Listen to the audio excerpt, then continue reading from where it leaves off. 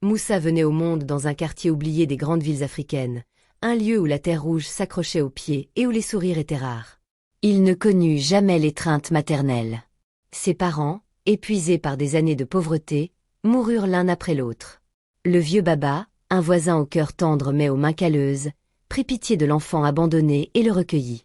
Moussa grandit parmi les ruelles tortueuses, où la misère se mêlait à l'espoir.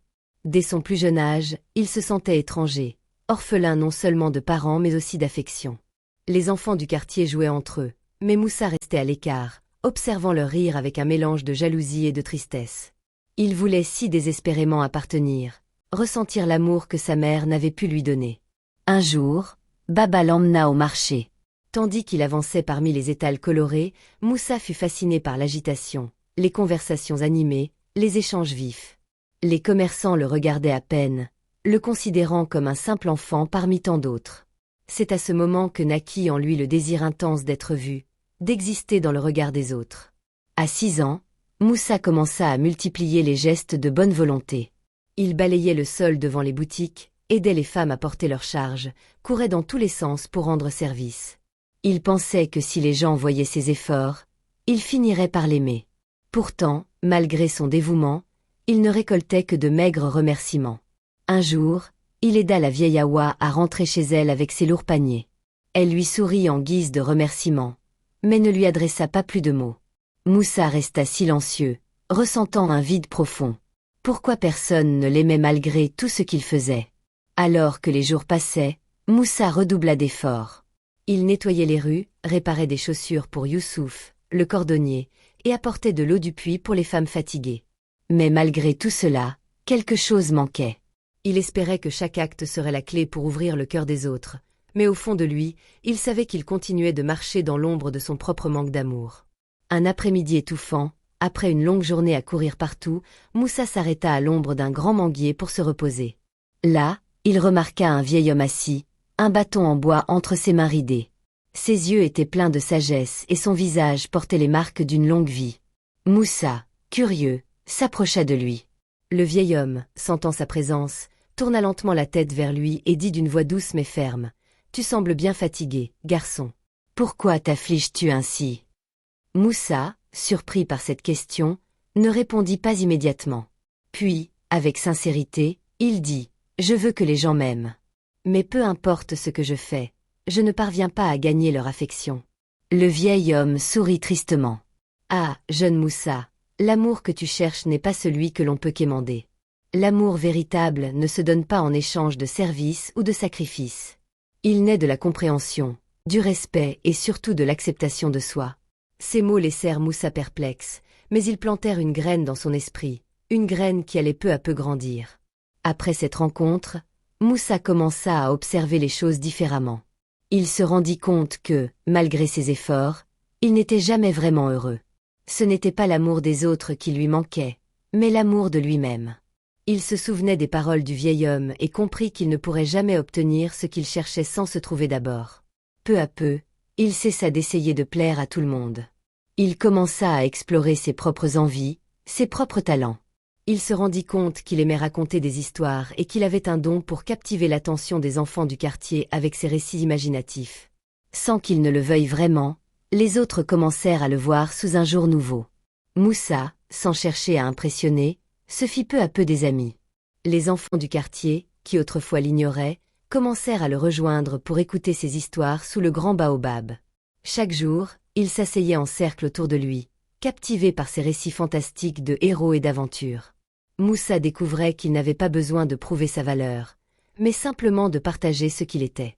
Le lien qu'il tissait avec les autres devenait plus fort, non par ses services ou ses actions désespérées, mais par la simple sincérité de ses histoires. Il comprit que ce qui le rendait spécial était déjà en lui, et qu'il n'avait pas besoin de l'amour de tout le monde pour se sentir complet. Un jour, après avoir raconté une longue histoire à ses amis, Moussa se rendit compte que quelque chose en lui avait changé. Il n'était plus ce petit garçon désespéré qui cherchait l'approbation de tous. Il était devenu un jeune homme confiant, conscient de sa valeur. Le vieux Baba, observant ce changement, sourit à Moussa. « Je t'ai toujours dit, mon garçon, l'amour que tu cherches se trouve en toi. » Moussa répondit avec un sourire sincère. « Je crois que je comprends maintenant, Baba. » Il n'a jamais été question de plaire aux autres, mais de m'accepter tel que je suis. Un jour, une crise frappa le quartier. Une sécheresse terrible menaçait les récoltes et la survie des habitants. Moussa, qui avait gagné la confiance et le respect des siens, se retrouva en première ligne pour aider. Il proposa de conduire une expédition pour trouver de nouvelles sources d'eau. Ce fut une entreprise difficile, remplie de dangers. Mais Moussa, avec le courage et la détermination qu'il avait cultivés au fil des ans, mena son groupe à travers des terres arides. Ensemble, ils trouvèrent une source cachée, ce qui sauva le village de la famine. Le retour triomphal de Moussa fut marqué par des célébrations. Les villageois, autrefois distants, le regardaient maintenant avec admiration et gratitude. Mais pour Moussa, cette reconnaissance était douce, sans être nécessaire. Il avait appris que son bonheur ne dépendait plus de l'opinion des autres. Les anciens du village lui donnèrent un nouveau nom, symbole de sa nouvelle place dans la communauté, Moussa le bienveillant. Mais la joie fut de courte durée. Le vieux Baba, fatigué par les années, tomba gravement malade. Moussa veilla à ses côtés jour et nuit, lui rendant l'amour qu'il lui avait toujours donné sans condition. Dans ces derniers moments, Baba serra la main de Moussa et murmura « Je pars en paix, car je sais que tu as trouvé ce que tu cherchais depuis toujours. » Moussa pleura, mais il savait que Baba avait raison. Il ne se sentait plus seul. L'amour qu'il avait tant cherché était partout autour de lui, et surtout en lui-même. Avec la disparition de Baba, Moussa devint un véritable pilier du village. Il continua de raconter ses histoires, d'aider ceux dans le besoin et de guider les jeunes.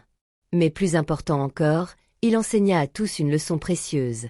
L'amour ne se quémande pas. Il se cultive de l'intérieur, et une fois trouvé, il illumine tout autour de soi.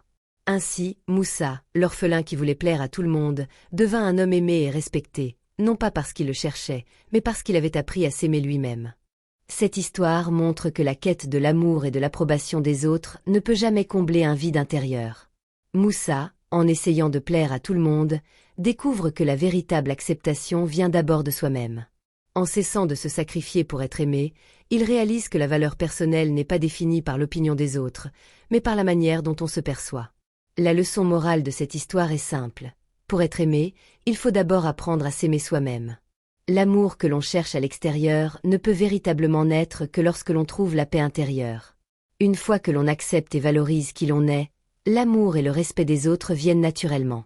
Moussa enseigne que ce n'est pas en cherchant à plaire qu'on devient aimé, mais en vivant avec sincérité et authenticité. C'est une invitation à chacun de ne pas chercher à tout prix l'approbation extérieure, mais à cultiver son propre jardin intérieur.